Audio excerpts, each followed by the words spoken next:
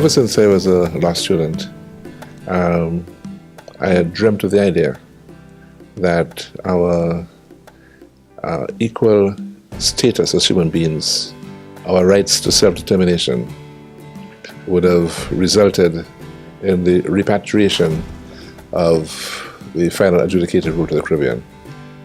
And so I'm sitting here, part of that exercise, that part of the process, and hopeful that I've made a good contribution. I think the Caribbean is an underestimated region. And in fact, I was very thrilled when I was serving, elected as president of the International Criminal Tribunal, a native of St. Kitts, one of the smallest countries in the United Nations system. And at the ICTR, the other United Nations Criminal Tribunal, the elected president was Patrick Robinson, a Jamaican. So you had the two Caribbean people being the presidents of the two international criminal tribunals at the same time. And it struck me then,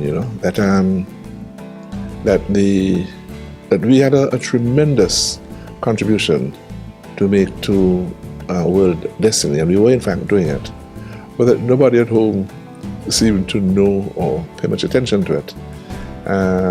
So that's why I use the phrase underestimated potential. Well, the CCJ is unique not only to the Caribbean, but it's unique worldwide, in the sense that it's the only court which holds the double jurisdiction that we have. We have, first of all, what we describe as the original jurisdiction. And in that court environment, we interpret and apply the revised Treaty of Shakaramas, which is a treaty which has laid out what CARICOM is all about, and the single market and economy. Now, there are two other courts in the world which have similar jurisdictions.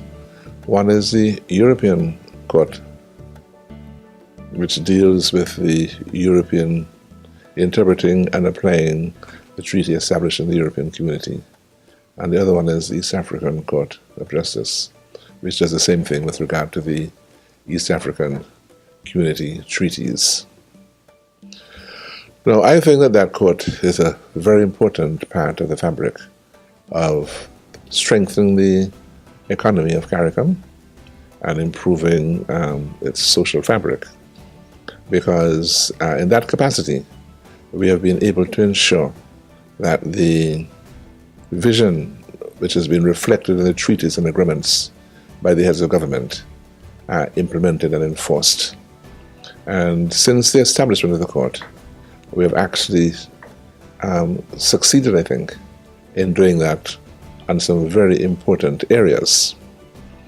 What I find very interesting, though, is that despite the fact that the court has in fact been doing that, and to a large extent, a lot of publicity has attached to some of the cases that we've dealt with in this area, I still keep on reading in the newspapers many other people who are complaining about problems that they experience, which falls within the jurisdiction of the court, and they have not filed any cases. So there is an issue where I don't know if it's apathy. I kind of question the issue of lack of knowledge, because information, I think, has gone out about some of the cases that we have done.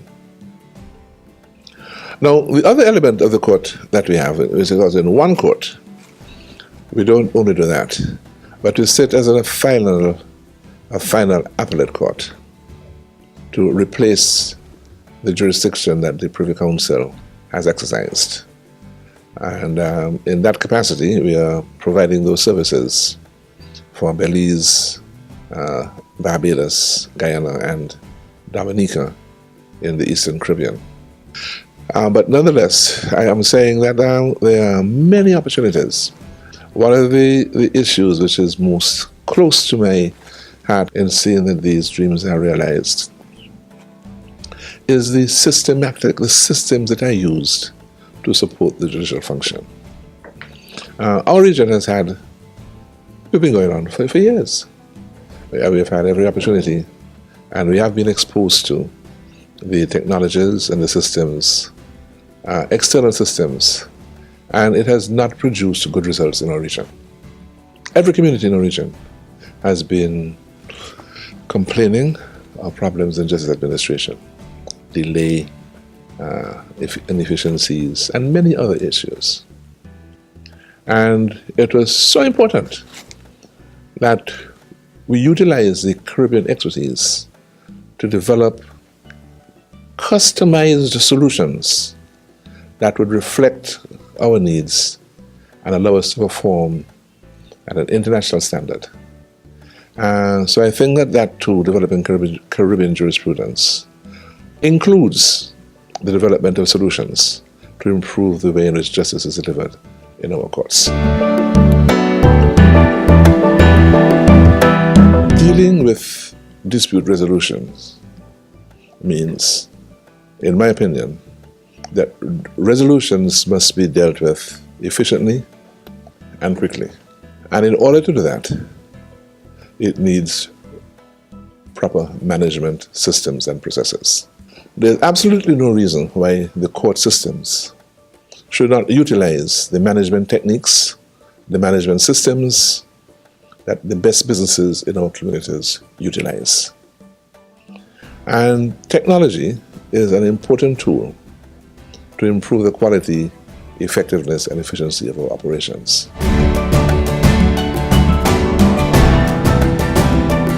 I have a definition of court excellence. It's not my definition. I shouldn't say I have it, but I have the definition that I use for court excellence is that excellence is not a state at which courts reach, but excellence is the process of trying to get better all the time. So in my court, for example, the policies which we have been trying to implement is that the court goes through a process of self-assessment. Then you identify the areas and make plans to deal with the weaknesses or the things that you need to improve. Then you implement those plans, and then you have an evaluation process. Did the plans achieve the intent, and to what extent? And then you start again. A continuous cycle of trying to address issues as you're always trying to get better. And I'm happy to say that we have been working towards that process in our court, and we are currently engaged in such a cycle of self-improvement.